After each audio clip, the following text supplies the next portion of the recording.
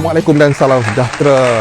Ini bukan video informasi bukan sesuatu info tentang iSinar, tapi ini ialah video untuk kita share sama-sama renungan. Jadi kalau yang nak tahu, silakan menonton. Jom mulakan. Kerajaan tidak akan memudahkan pengeluaran KWSP ni. Apa yang berlaku sekarang ni saling tak tumpah seperti pada pengeluaran kali pertama dulu. Jenuh, jenuh. Sangatlah jenuh. Dan semasa tu Parlimen boleh bersidang. Tapi kali ni Parlimen tak boleh bersidang lagi. Dan kita pun sudah maklum, Menteri Kewangan dah awal-awal dah bagi ayat sailang terus tentang iSinar ni. Jadi aku sebagai yalah, kita memerhatikan benda ni, kita boleh nampak yang takkan mudah. Jadi sanggupkah kita nak menempuh sekali lagi?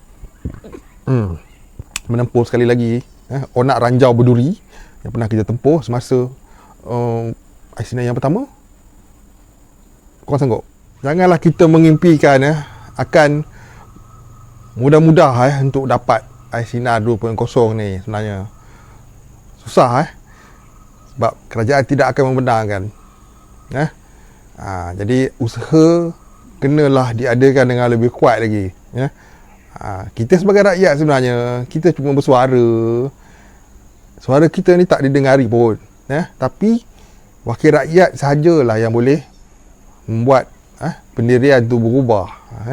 Jadi kalau kita berharap nakkan iSinar ni dengan hanya di Facebook, di YouTube, sebenarnya kita sukar nak dapatkan. Kita kena menggunakan wakil rakyat. Wakil rakyat je yang mampu untuk bersama dengan menteri-menteri ni. Wakil rakyat Parlimen. Hanya mereka saja yang boleh mendesak dan mendesak dan mendesak. Kita sebagai rakyat, kita tak ada kuasa nak mendesak pun. Suara kita ni tak didengari. Dan pengeluaran ni akan jadi pengeluaran yang sangat sukar. Kena berjuang macam mana iSinar yang pertama. Dan kita kena ingat pandemik ni, walaupun kita tahu dia akan berlarutan untuk tempoh yang lama, tapi kerajaan membuka peluang-peluang pekerjaan, sektor pekerjaan masih buka lagi. Contoh macam perkilangan, walaupun banyak kluster perkilangan pun masih on, banyak kilang ni. Sektor perindustrian masih buka. Menteri tak nampak kesusahan orang. Dia tak turun padang pun, dia tak nampak pun, dia tak jumpa dengan masyarakat pun. Dan dia pun, beliau seorang menteri yang diangkat sebagai menteri, bukan daripada seorang wakil rakyat pun. Kita kena tengok benda tu daripada asal dia. Jadi kalau kita nakkan iSinar ni berlaku, alhamdulillah ada hujan petang. Kalau kita nakkan juga iSinar ni, kita kena bersuara pada wakil rakyat. Pada wakil rakyat. Contoh, ahli Parlimen Pekan, contoh lontarkan pada ruangan Facebook beliau. Itu cara dia. Contoh dengan Ketua Pemuda UMNO, beliau ada kuasa lah, ada power untuk menyuara dan mendesak. Itu saluran yang sebenarnya. Itulah saluran yang sebenarnya untuk mendapatkan iSinar 2.0 ni. Sedangkan bagi pihak kerajaan, mungkin wang baki wang yang ada pada KWSP ni dalam proses pelaburan, kita pun tahu duit kita dilaburkan dalam berbagai-bagai sektor kan. Dan sekarang pun boleh dikatakan pertengahan tahun dan iSinar yang lama pun masih berjalan, sehingga ada yang kalau baru memohon bulan ni permohonan ditutup 30 hari bulan, maka dia akan berlarutan sampai ke hujung tahun. Jadi kalaulah iSinar ni disambung semula, ia tidak akan bersambung pada pendapat aku lah minta maaf ia tak akan bersambung dalam masa yang terdekat ni. Dia akan bersambung lambat. Sebab perjuangan, proses semuanya lama ambil masa. Masa berjalan. Sekarang dah bulan 6.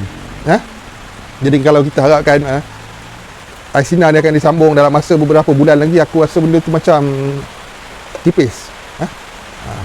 Bukan takkan boleh, tipis. dia mungkin akan berlangsung lambat ya. Okey, last aku nak cakap Menteri Kewangan pada kenyataan beliau yang menimbulkan kemarahan semua orang tu, beliau mengatakan pengeluaran kabel SP bukanlah first option, bukanlah pilihan yang pertama, pilihan yang utama. Tapi dia memberi poin-poin beliau. Tapi pokok pangkal dia cakap pengeluaran kabel SP bukanlah option yang utama. Tapi tak mustahil dia akan jadi satu option yang terakhir. Maksudnya setelah diberi bantuan yang lain, seandainya penularan masih lagi tidak dikawal, tak terkawal, maka barulah ia akan berlaku.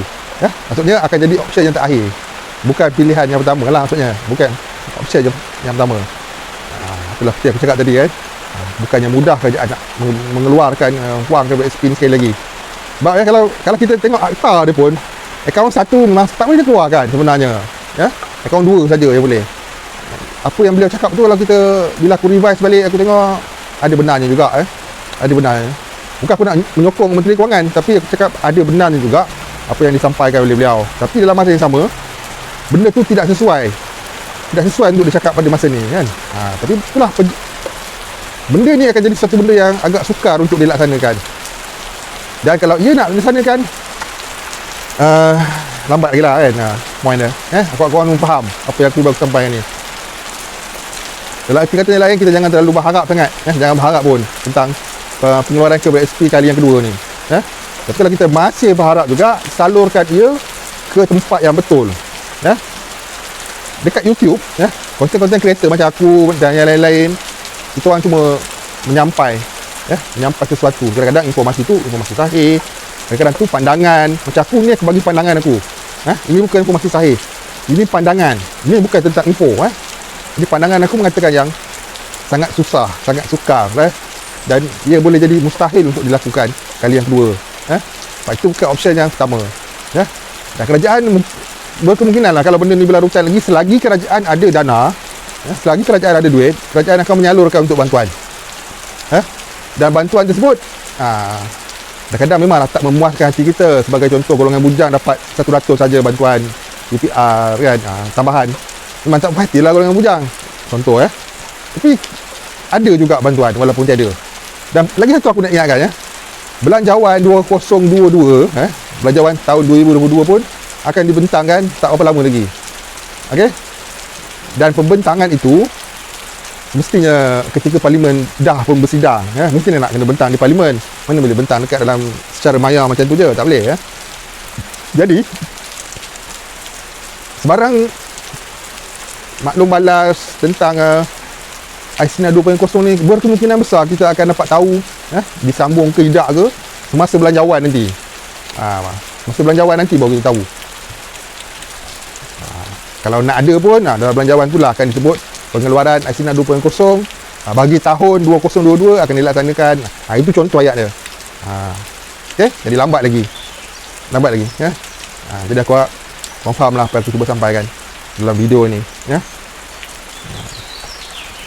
Sekian. Assalamualaikum dan salam sejahtera. Bye.